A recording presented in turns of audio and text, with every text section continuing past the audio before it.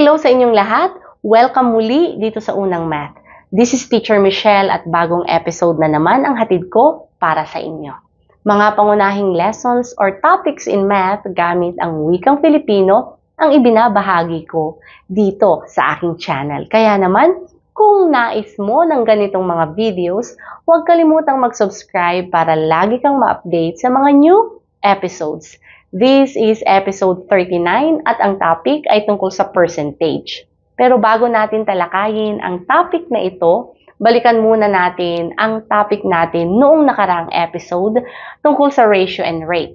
Dahil ang percentage, ratio at rate ay connected sa isa't isa.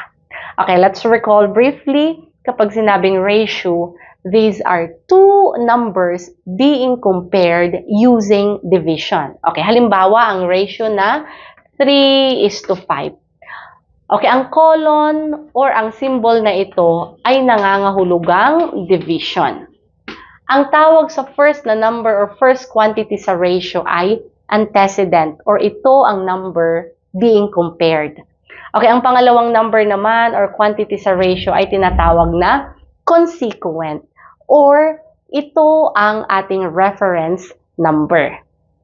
Okay, ang dalawang numbers na ito pwede nating isulat as one number lamang. Or, from ratio, gagawin nating rate. Okay, papaano?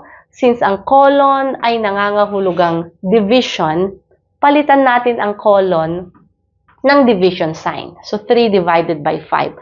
Kung isusulat as fraction, ito ay 3/5. Ang fraction na 3/5 ay isang number lamang. Okay, at ito ay halimbawa ng rate.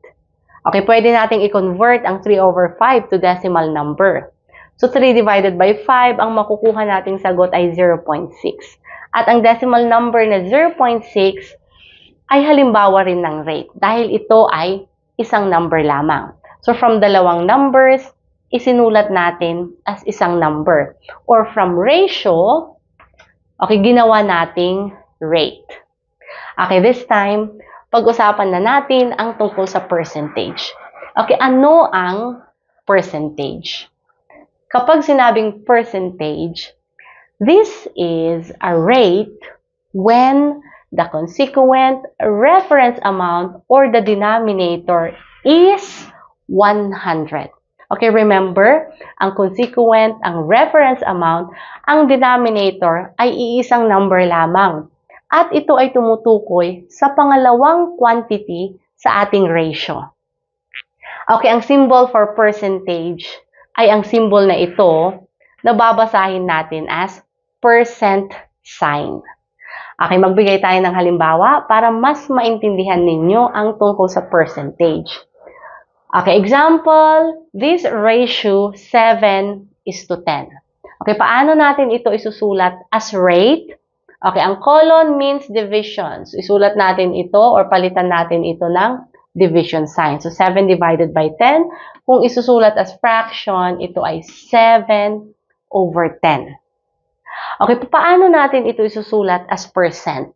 Okay, balikan natin ang kahulugan ng percentage.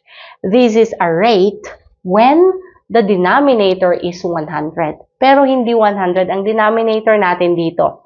So, kailangan natin gawing 100 ang denominator. Okay, papaano? I-multiply natin ito sa 10 para makuha ang denominator na 100. Okay, ang rule sa fraction, kapag minultiply ang number sa denominator, i-multiply din ito sa numerator. So, 7 times 10, ito ay 70. So, we have 70/100. Okay, now 100 na ang ating denominator. Kapag isusulat natin ito as percent, ito ay 70%. Okay, tignan natin ang figure na ito. Okay, let's check.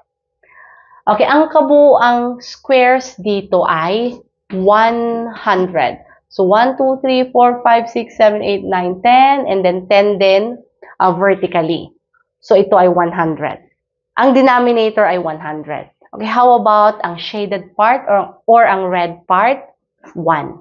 So, ang fraction ay 1/100. Kung isusulat natin ito as percent, ito ay 1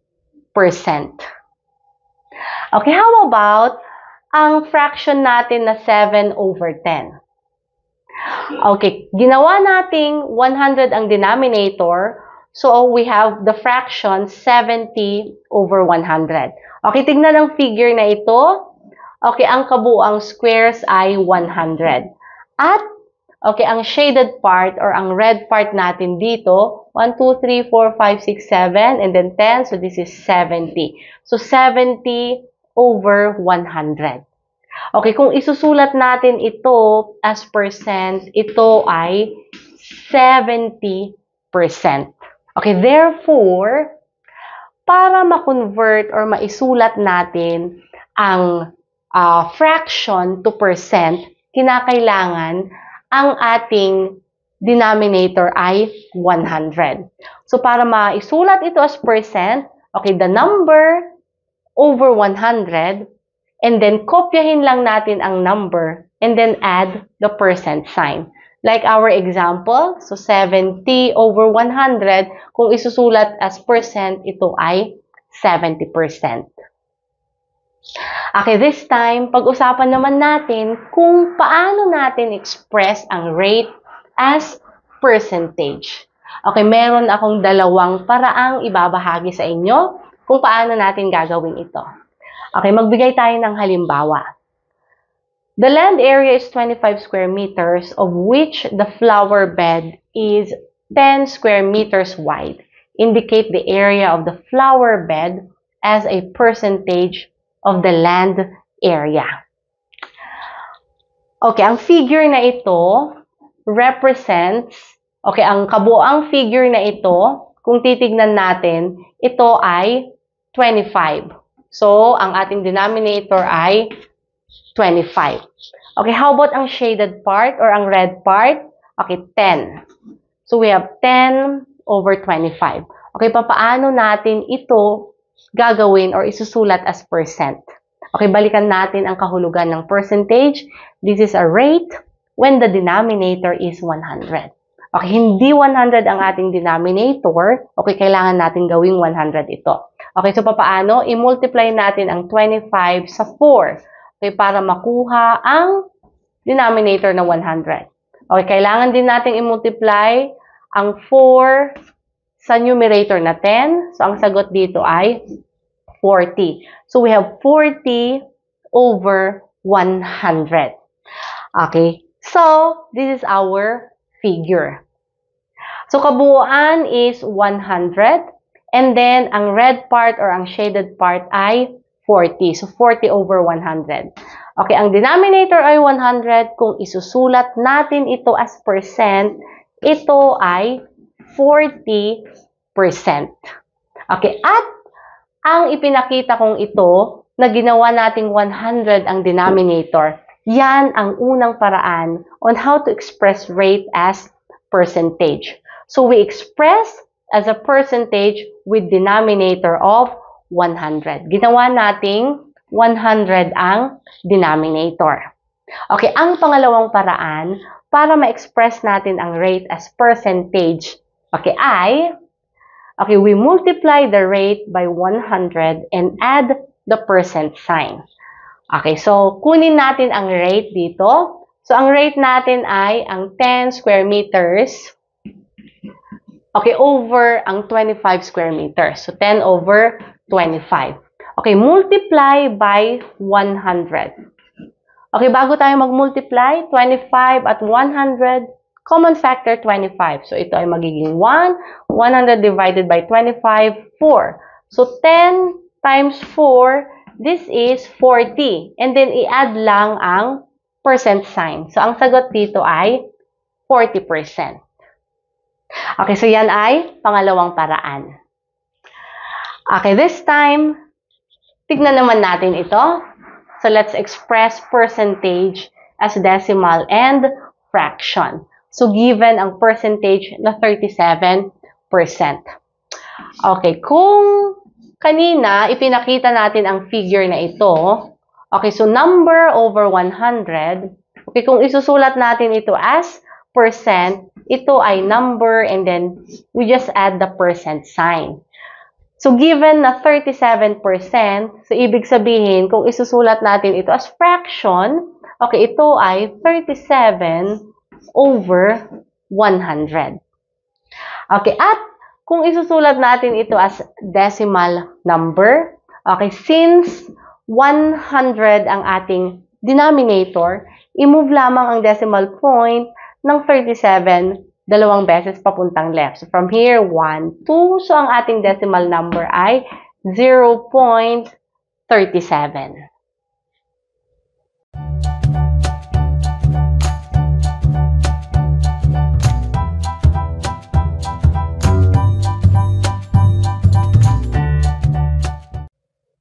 Ako'y nagbabalik para ipagpatuloy ang ating lesson.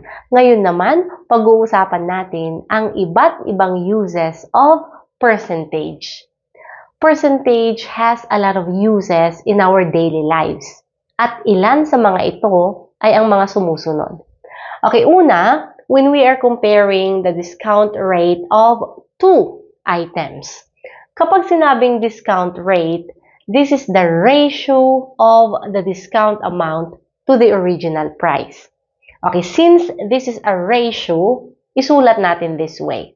Discount rate is equal to discount amount is to the original price.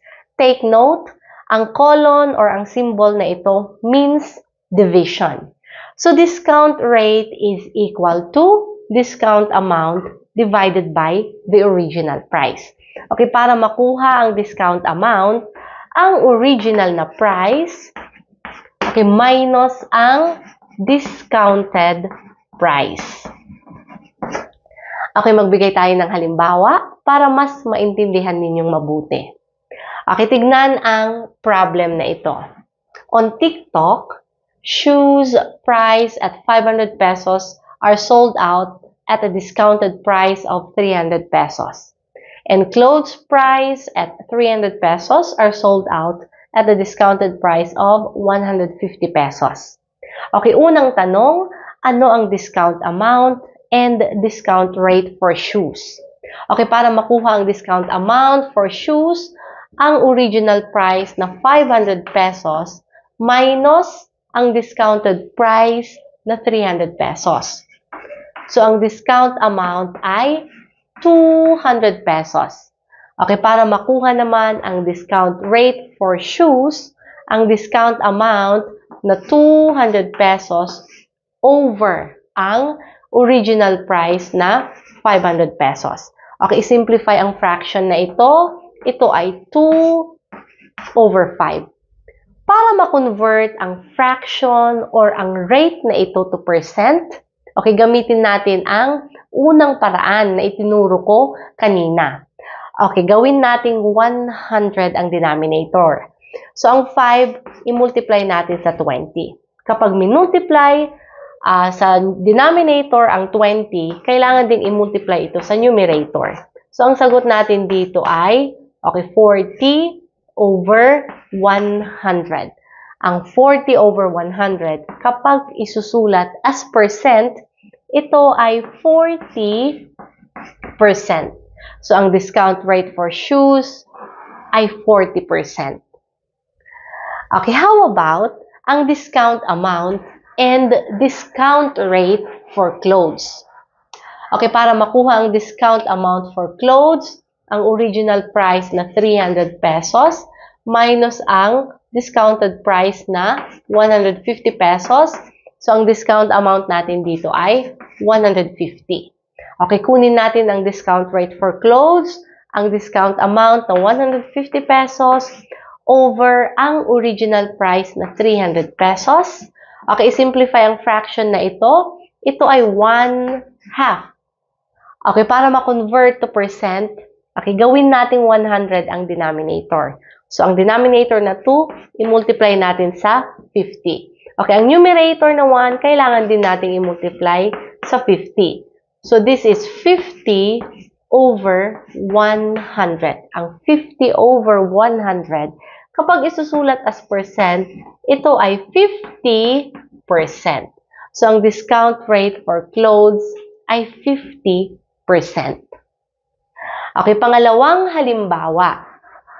kung paano natin ginagamit ang percentage in our daily life.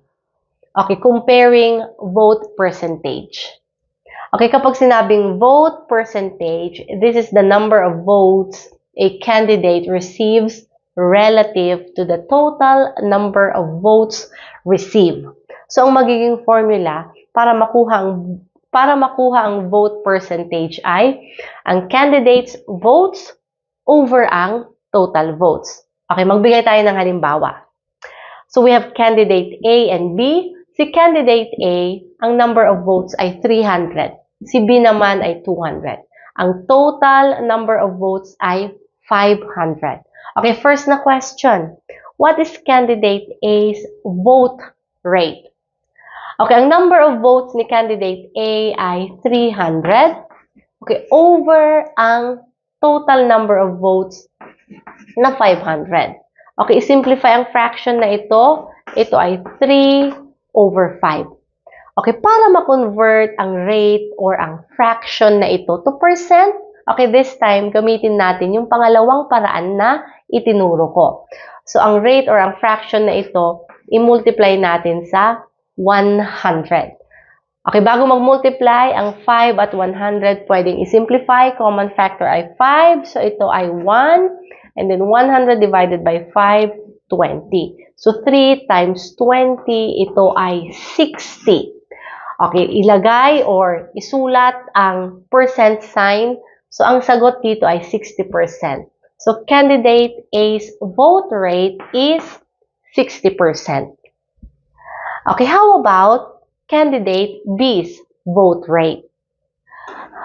Okay, si candidate B, ang number of votes ay 200. Okay, over ang total votes na 500. Okay, simplify ang fraction na ito, 2 over 5. So, para ma-convert ang rate or ang fraction na ito to percent, okay, i-multiply natin ito by 100. Okay, bago mag-multiply, 5 at 100, common factor ay 5, i-simplify natin. So, this is 1. 100 divided by 5, ito ay 20. So, 2 times 20, this is 40. So, ang sagot natin dito ay 40%. So, candidate B's vote rate is 40%.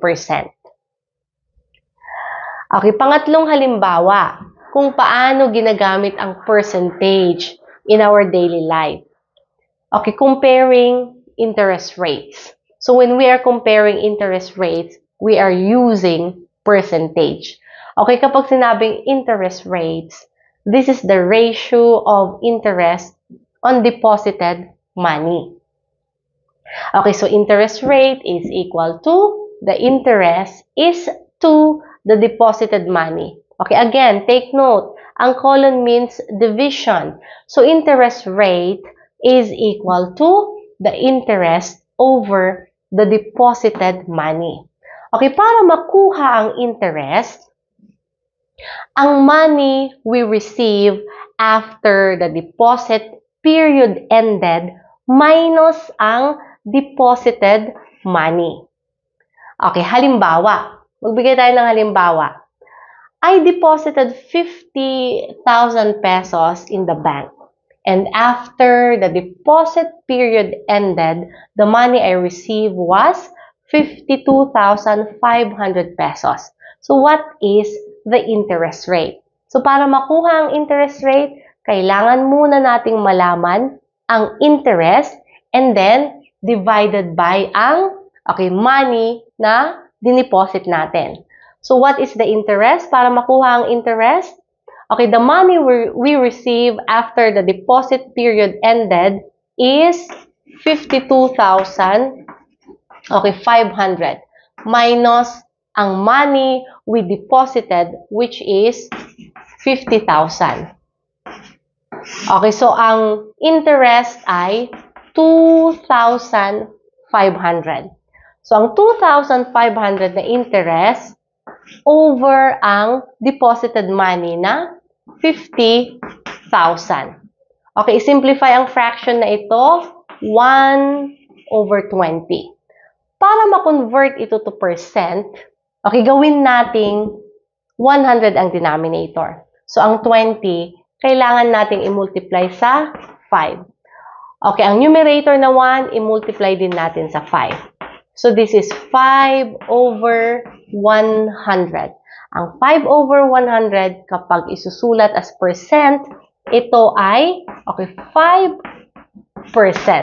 So, ang interest rate ay 5%. Okay, ang pang-apat na halimbawa kung paano natin ginagamit ang usage, pang-apat at panghuling halimbawa natin dito ay, okay, the rate of salt to amount of brine. Okay, ang magiging formula natin dito ay the amount of salt over the amount of brine or yung ating salt water. Okay, let's give an example. When 30 grams of salt is melted to make 200 grams of salt water, what is the percentage of salt to the amount of salt water? Okay, so ang formula natin dito, amount of salt. Okay, so ang amount of salt is 30. Okay, over ang amount of brine or yung salt water natin na 200. Okay, simplify natin ang fraction na ito. So, ito ay 30, 3 over 20. Okay, para ma-convert ito to percent, okay, gawin nating 100 ang denominator. So, ang 20, i-multiply natin sa 5. Okay, kailangan din natin i-multiply sa 5 ang ating numerator. So, this is 15 over 100. Okay, ang 15 over 100, kung isusulat natin ito as percent, okay, ito ay 15%. So, ang percentage of salt to the amount of salt water is 15%.